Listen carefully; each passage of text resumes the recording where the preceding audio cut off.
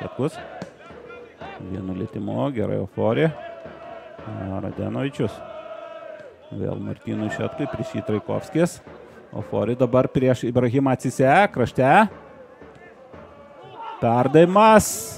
Salčinovičius ir įvartis. Įvartis Livijo Antalis. Vis tik tai, kaip sakoma, trečias kartas nemeluoja.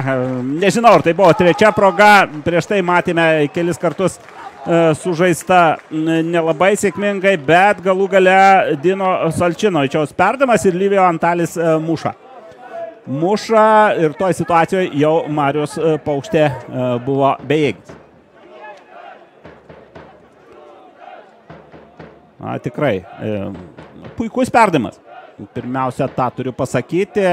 Ideali trajektorija, kamuolys praskirė virš Miroslavo Puškarovo ir geras vartininkas yra pusė komandos.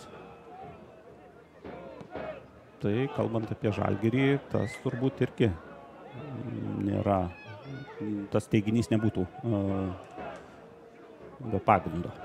Olsesas šiandien irgi savo darbą padarė. Tavaresas baudos aikštelėje. Perdavimas, kamuolys praskyrė visą baudos aikštelę. Šetkus. Ir čia vėl karšta baudos aikštelė ir viskas baigėsi antruoju įvarčiu, kurį įmuša numeris 8. Dino Salčinovičius.